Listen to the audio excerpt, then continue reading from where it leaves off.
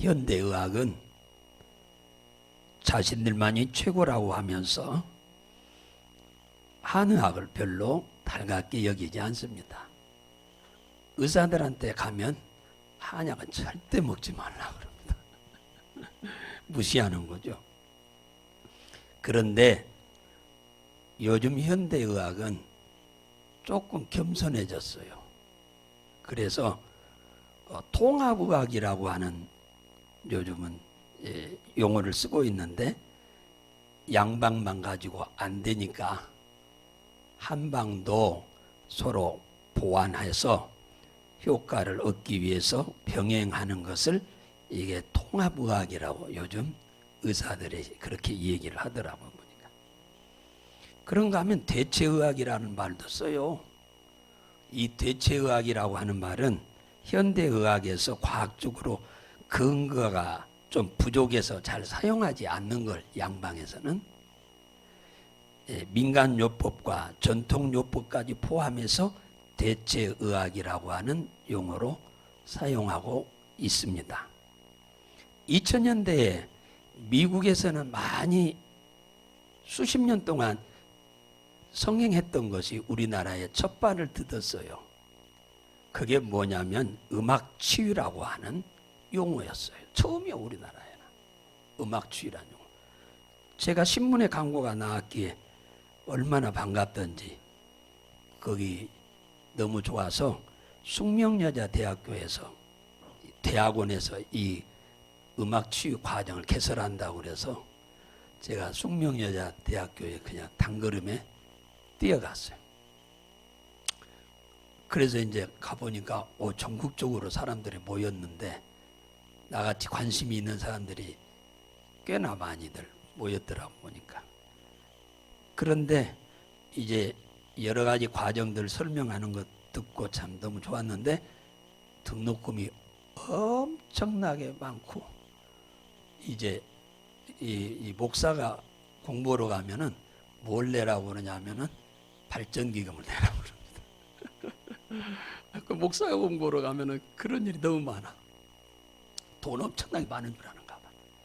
그래서 제가 그걸 포기하고 말았어요. 지금 생각하면 너무너무 마음이 아파요. 그 공부 좀 해놨더라면 굉장히 좋았지 않겠냐 하는 생각인데 아쉽긴 합니다만 못했어요. 사람이 살아있는 곳에는 어디든지 가면 음악은 있습니다. 그런데 이 음악이라고 하는 것 자체가 사람을 다 즐겁게 해요. 노래를 부른 사람도 즐겁고 노래를 듣는 사람도 즐겁습니다.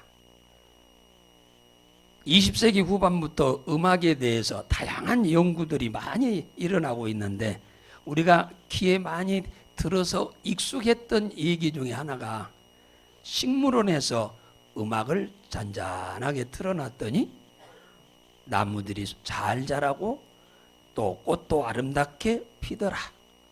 그런 얘기는 여러분 많이 들어보셨을 겁니다. 비닐하우스에서 특용작물을 재배하시는 분들이 음악을 틀어놨더니 너무 잘 자라고 커지고 또 맛도 좋더라. 목장에서 여기저기다가 그 큰 스피커를 달아놓고 음악을 틀어놨더니 젖이 훨씬 많이 나오더라. 이건 이미 임상 실험한 결과들입니다.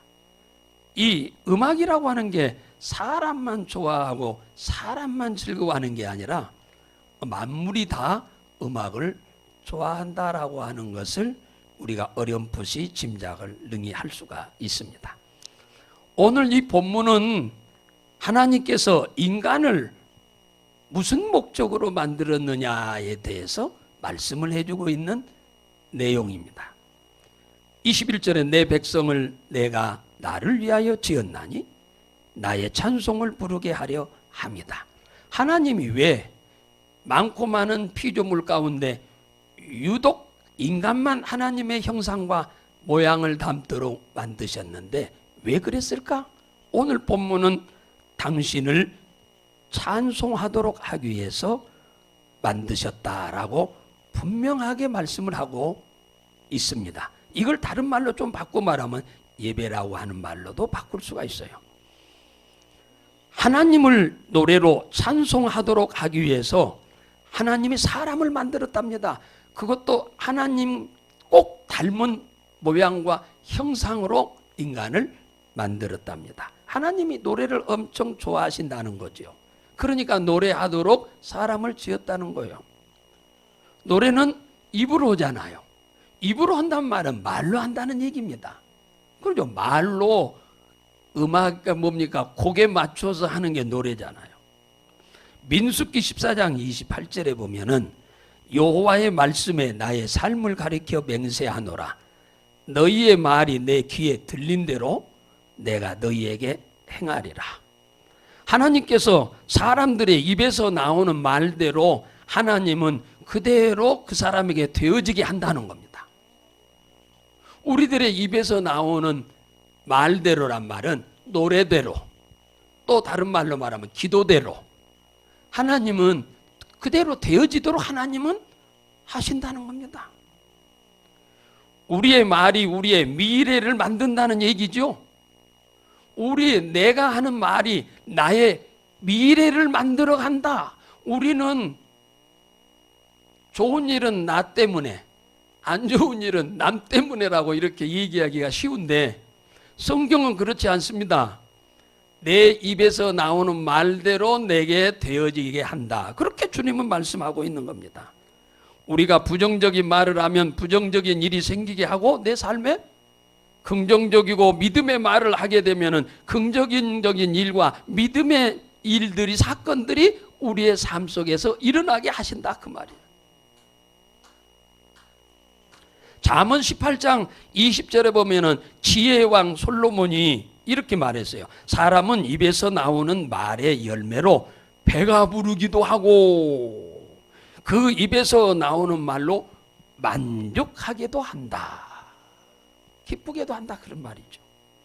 잠언 18장 21절에서는 죽고 사는 것이 말에 달렸나니 혀쓰기를 좋아하는 자는 그 열매를 먹으리라. 그러니까 죽고 사는 것이 그 사람의 입에서 나오는 대로 죽겠다 하면 너는 죽어라. 죽게 만들고, 죽을 환경인데도 나는 절대로 죽기 싫어요. 나는 안 죽을 겁니다. 하나님 난 살려주세요. 그러면 하나님이 살려준다는 거예요. 할렐루야.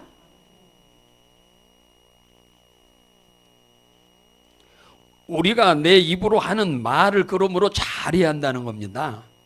아까 우리 권사님 기도하시는데 보니까 말에 대한 얘기를 몇 마디 기도하시더만. 말 때문에 문제가 많이 발생하잖아요. 노래의 가사가 나를 만들어버린다는 걸 여러분은 아주 조심해야 합니다. 그러니까 노래를 참 조심해서 불러야 돼요.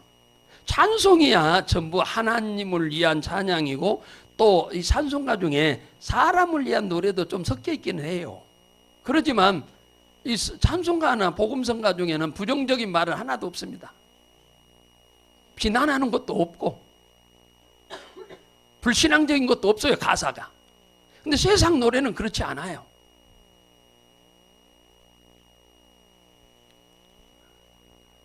우리나라 대중가요 노랫말 연구회 박상희 회장님의 글을 제가 읽은 적이 있는데 그분이 이렇게 글을 써놨어요. 최초의 우리나라의 여가수가 윤심덕이라고 하는 분이랍니다. 그분이 써놓은 것을 보면은 1926년 8월 4일 새벽 4시에 극작가 목포 사는 김우준 씨하고 일본에서 배를 타고 대한해협, 옛날 말로 어른들 말로 현해탄이라고 하는 말도 하는데 대한해협을 딱 넘어서자마자 새벽 4시에 거기서 둘이 투신 자살을 했다는 거예요.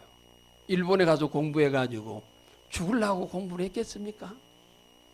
그런데 그 윤심덕이라고 하는 이분이 가수인데 노래를 부르는데 노래가 죽음의 찬미라고 하는 노래를 늘 부른다는 거예요. 그 노래예요. 자기가 부르는 노래.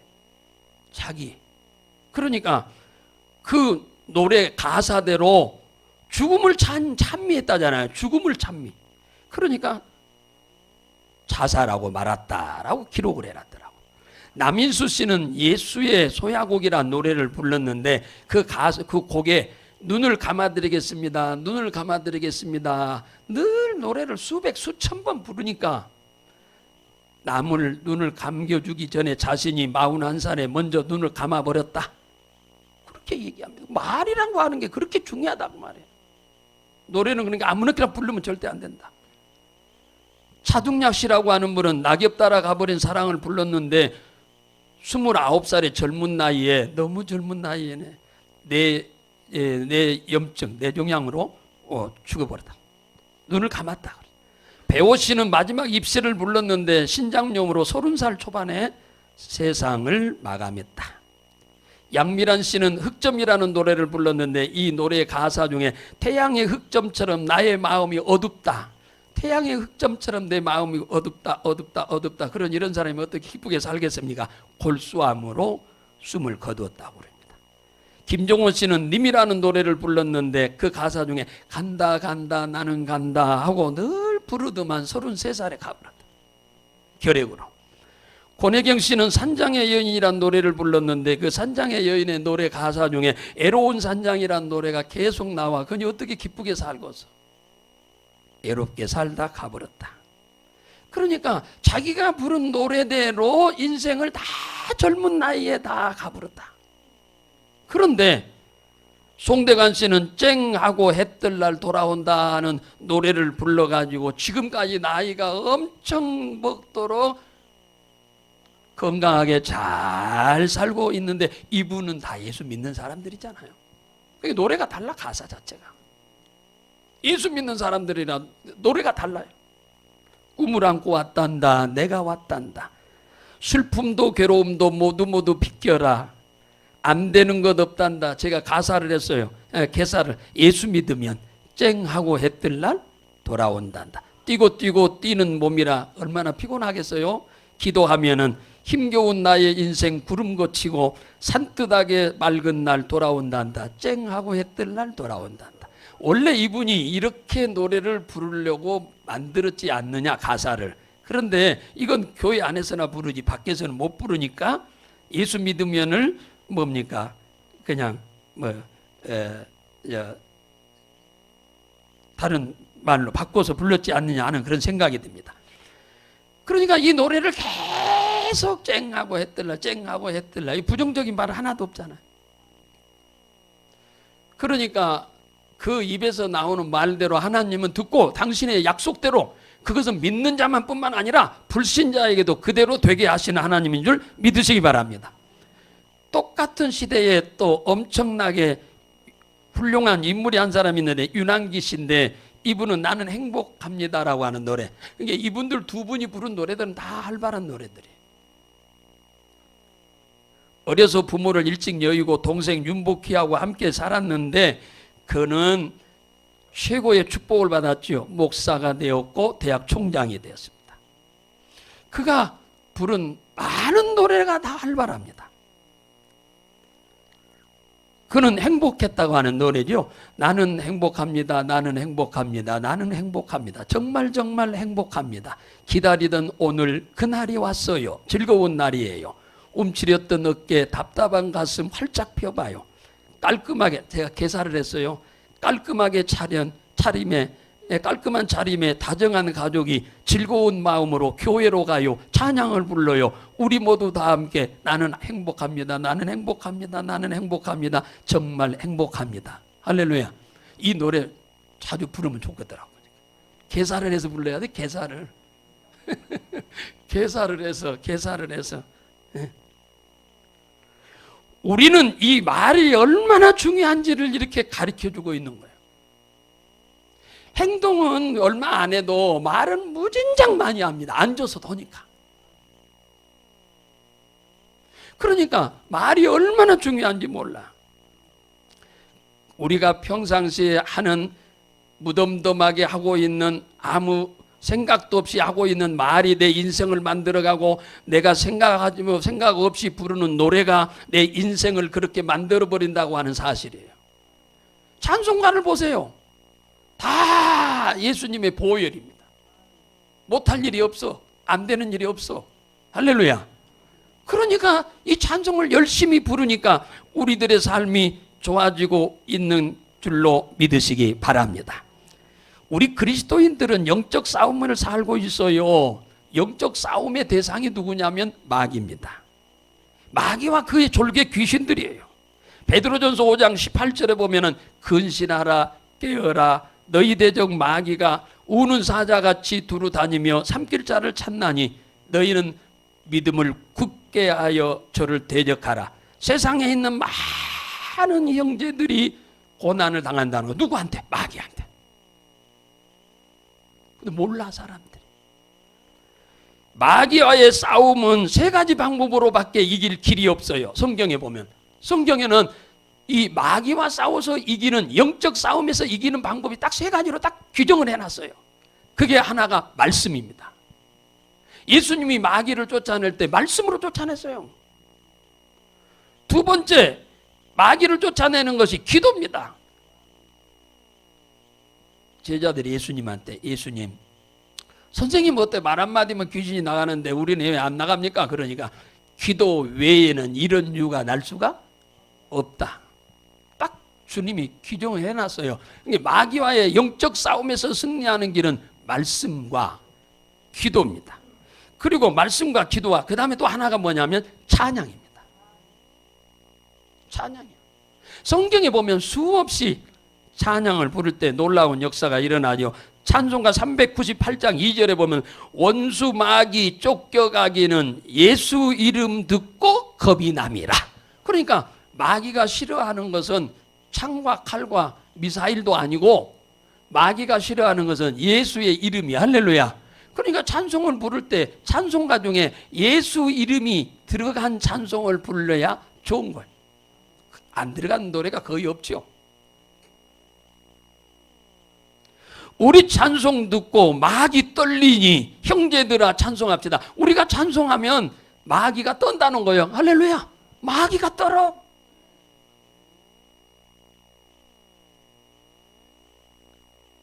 주님이 그렇게 찬송을 좋아한다고 하는 얘기죠. 그러니까 찬송을 부르도록 하기 위해서 만들었다고 안 그럽니까? 시편 150편은 시편 마지막 제일로 마지막 장인데 마지막 장 마지막 절에 호흡이 있는 자마다 여호와를 찬양해라. 숨 쉬고 있는 사람, 살아있는 사람은 하나님을 찬양해라. 근데요, 여기 숨 쉬고 있는 사람은 병상에 누워 있는 사람도 해당되죠. 그래 안 그래요? 그럼 병상에 누워 있는 사람이 노래 잘하겠어? 아니죠. 성경은 노래 곡을 잘 맞춰라. 그 성가대는 그렇게 해야 하고. 성가대는 그렇게 해야죠. 그러지만 음악을 잘 모르신 분도 계시고 연세가 많으신 분들은 잘 맞기가 어려워요. 네, 음악을 전공 안 한 우리들은 잘 안 맞습니다. 하나님은 그것과 상관없이 그저 그 사람이 지금 부르는 찬송 중에 가사가 어떤 글로 만들어진 노래냐 그게 중요한 거죠. 그래서 다윗 왕은 하나님을 찬양하는 찬양대원을 성경에 4,000명을 세웠어요. 역사 이래 성가대를 4,000명을 임명한 사람은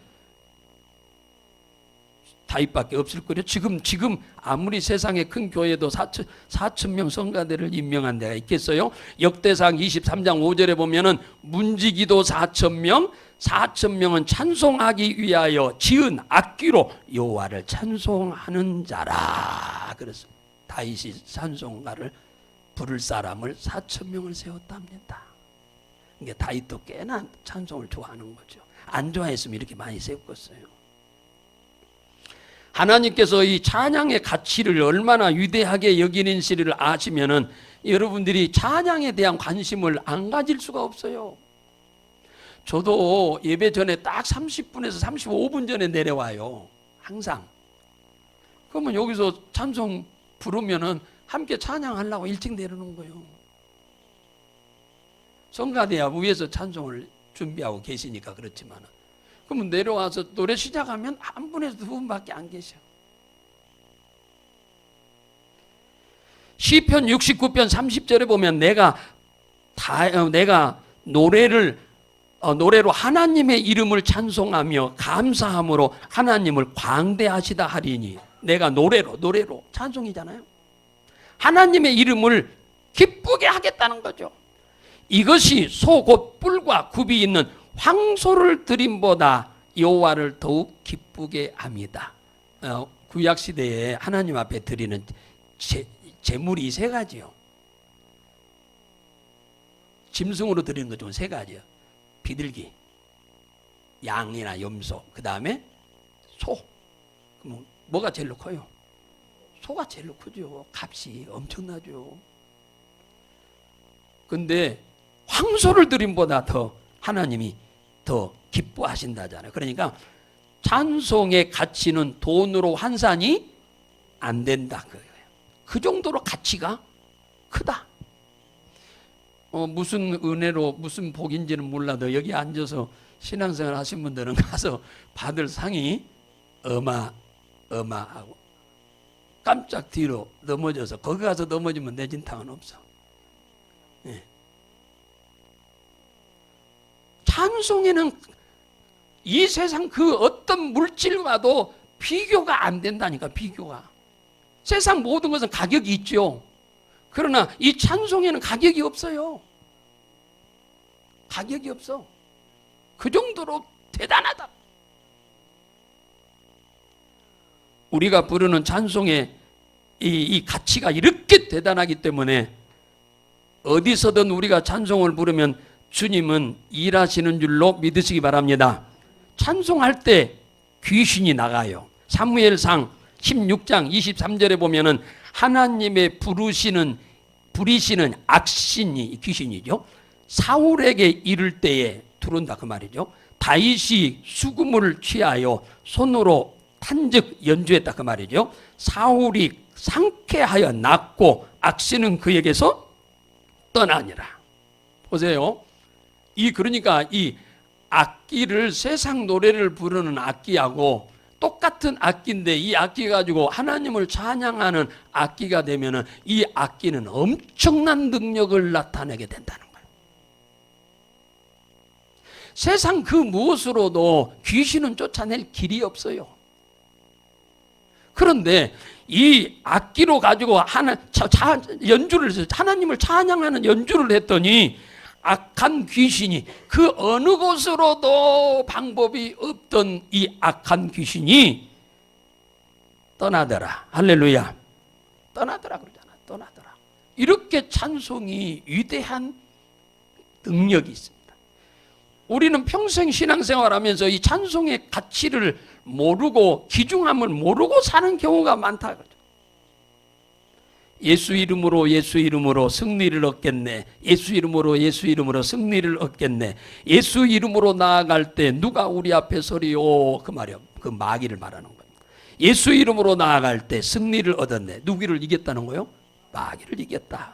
예수 이름으로 귀신은 쫓긴다. 예수 이름으로 귀신은 쫓긴다. 예수 이름으로 나아갈 때 누가 우리 앞에 서리요. 예수 이름으로 나아갈 때 귀신은 쫓긴다. 병만은 쫓긴다. 할렐루야. 여러분, 이것을 여러분이 진짜 믿으신다면 여러분 예배 시간 전에 일찍 와서 20분 전부터 25분 전부터 부르는 찬송에 여러분 동참해서 찬송하시기를 주의 이름으로 축원합니다. 이게 습관이 돼가지고 뭐 그런가 보다. 여러분 그렇게 생각하면 안 돼요. 찬송은 내 마음 달래기 위해서 부르는 게 아니고 옆 사람 기분 좋으라고 부르는 게 아닙니다. 찬송은 하나님을 들으라고 받으시라고 드리는 거요. 그러니까 찬송 부를 때 내 주위 환경에 역사하는 어둠의 권세들을 하나님이 몰아내는 줄 믿으시기 바랍니다. 제가 신방을 갔어요. 요즘 대신방 이제 끝났는데 어느 집사님 집에 신방을 갔어요. 늘 교회에서부터 팔이 아프다고 그래서 이게 손이 잘 안 올라가니까 이렇게 안 올라가니까 뭐 병원에 간다고 해서 이거 해결 안 돼요. 그러니까 예배 드리고 기도를 해드렸어요. 그때 그 자리에서 손이 올라가 버렸어요. 할렐루야. 지난주 화요일 날 전도하고 점심을 먹고 앉아서 대화를 하는데 목사님 그날 신기한 것을 봤어요. 목사님이 이렇게 손을 얹고 머리에다 손을 얹고 기도해 줄 때 두 사람이 나갔어요. 내 몸에 둘이 나갔다. 자기에게서 둘이 나가. 여자 둘이 딱 방으로 문 열고 딱 나가더만 쫙 째려보고 말이야. 그러죠. 예배를 드림으로 지금 쥐들이 쫓겨나니까 째려보는 건지 지금 뭔 예배 드리냐. 그러더니 나서버렸어. 지금 전혀 안 아프다고 그러죠. 그러니까 이런 사건들은, 그러니까 여러분들이 예사한 일이 아닌 거예요. 어둠의 권세가 들어와서 우리를 아무리 해도 병원에 가서는 안 되는 거예요. 다 다녀봐도. 권사님 한 분이 또 그 자리에서 맞장구를 치는데, 목사님 예배를 드리는데요 중이 5이 저리 나갔어요. 예배는 이제 중이 5이 나갔나. 중이 5이 저 문으로 나가더라고요. 그러니까 여러분, 이런 것들이 그저 눈으로 보여주신 거, 이게 은혜지요. 할렐루야. 안 보고도 믿는 사람은 보여줄 필요가 없는 거고, 이렇게 보여주는 이유는 확신을 갖도록 하기 위함이야. 긴가민가 하니까. 믿어버린 사람에게는 보여줄 필요가 없는 거예요. 그러니까 이런 것 때문에 많은 아픔이 온다. 그런데 사람은 모른다. 영적인 문제가 아닌 것은 병원에 가서 좀 물리치료 받고 주사 맞고 그러면 금방 나서요. 근데 이런 영적인 문제는 절대 안 나서요.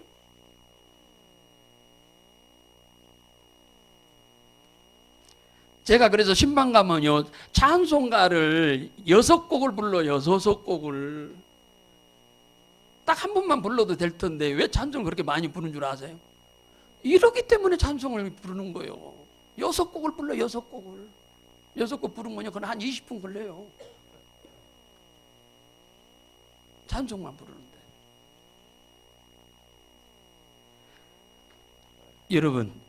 여러분이 입으로 부르는 찬송, 예수의 이름을 찬양하는 찬송을 부르면은 이 어둠의 권세가 제일로 싫어할 뿐만 아니라 우리 주님이 여러분들을 심히 기뻐하셔서 은혜를 베푸는 줄로 믿으시기 바랍니다.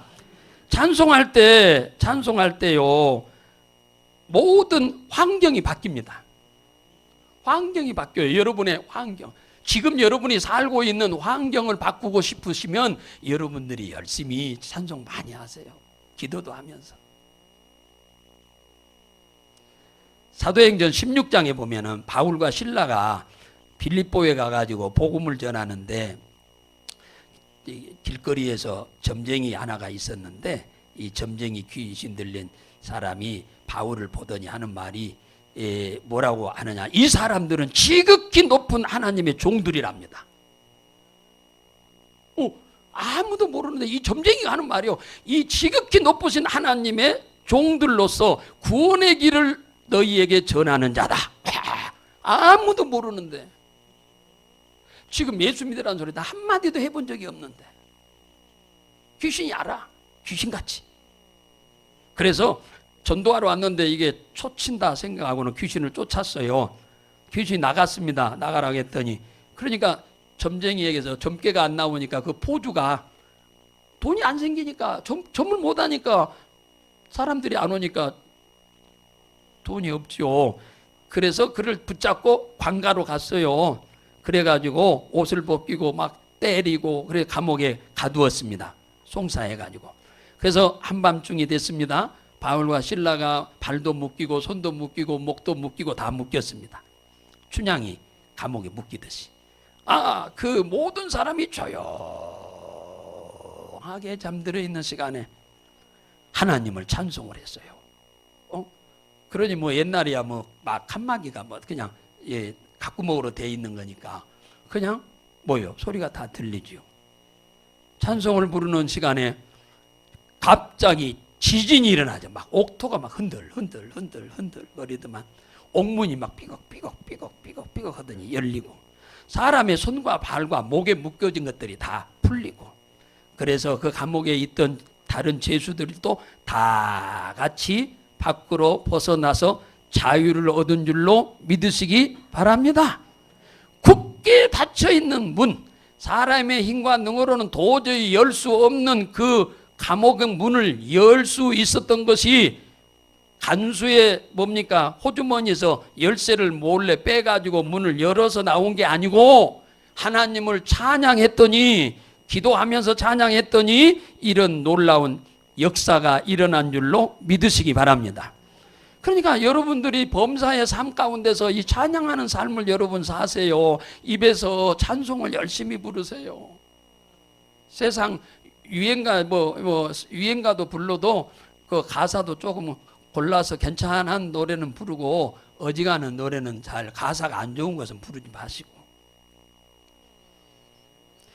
우리들의 절대 불가능한 이 옥문이 열리는 놀라운 역사, 그것이 나만 열린 게 아니고 다른 사람들도 다 열려버린다니까요. 여러분이 열심히 찬양하고 열심히 기도하면은 여러분뿐만 아니라 여러분의 가족을 묶고 있는 모든 이 쇠사슬이 다 풀려날 줄로 믿으시기를 주의 이름으로 축복합니다. 여러분이 억울한 누명을 쓴 것도 벗을 수 있어요. 광주사 5.18 사태 때 강주의 인근에 사단 하나가 있는데 그 사단에 정보장교 한 사람이 중위가 있었는데 상부의 명령으로 대학생들의 동태를 좀 살피고 오라고 명령을 받고 등산객으로 위장을 하고 권총 하나 딱 속에다가 훔치고 숨겨가지고 시내로 이렇게 진입을 하다가 5명의 대학생들한테, 그들이 숨어서 지금 지키고 있는 애들한테 붙들려 버렸습니다. 누구냐고 그러니까 이 동네 사람인데 산에 등산하러 갔다 온다고, 지금 등산 갔다 올 시간이에요. 거짓말인 줄 알죠. 그래서 몸을 이렇게 수색해 보니까 권총이 하나 나왔어. 육군이라고 써있는 권총 하나가. 그러니까 들통났잖아요, 군인인 것이. 그래서 뒤돌아 세워놓고 손 들으라 하고는 실탄을 탁탁탁 정진을 하니까 이제 죽었구나. 마지막으로 그는 생명을 포기하고 찬송을 부르기 시작했어요. 434장 나의 갈 길 다가도록 예수 인도하시니 내 주 안에 있는 긍휼 어찌 의심하리요. 믿음으로 사는 자는 하늘 위로 받겠네. 여기까지 불렀는데 잠깐, 그 5명 중에 하나가 물었어요. 당신 예수 믿어? 이렇게 물었어요. 그랬더니 그가 하는 말이 나는 신학생 전도사라고 그랬어요. 그러니까 그가 나도 예수를 믿는다고, 하나님의 종을 죽일 수가 없다고 빨리 가라고 해서 살았다고, 그래서 간증한 거예요. 사랑하는 여러분, 죽을 수밖에 없는 상황에서 이 사람 노래 안 하고 가만히 있었으면 죽었어. 거기서 잘 아는 무슨 다른 노래 불렀으면 살려줬겠어요? 노래는 잘하네. 그러고는 땅 쏘아버렸지. 사랑하는 성도 여러분, 하나님이 우리를 만드신 목적이 하나님을 찬양하도록 만들었답니다. 이걸 믿으면 아멘 하십시다. 그러죠. 여기 나왔네. 이거 22절 한 절만 읽습니다. 야곱아, 너는 나를 부르지 아니하였고 이스라엘아, 너는 나를 괴로워하였으며. 하나님을 찬양하도록 불렀는데, 노래를 부르라고 불렀는데 노래를 안 부르니까 하나님을 뭐 한다고 그래요? 괴롭게 한다고 그러잖아요. 여러분들 열심히 생활 가운데서 찬양하시기를 주의 이름으로 축원합니다. 예배 시간에는 말할 것도 없고 여러분의 삶 속에서 범사의 찬양을 열심히 하세요. 그럼 하나님이 영광 받으시고 악한 마귀는 뒤통수를 맞는 겁니다. 그래서 여러분의 주위 환경에서 어둠의 권세가 싹 떠나버리도록 열심히 찬송할 수 있는 여러분들의 삶이 되시기를 주 예수의 이름으로 축복.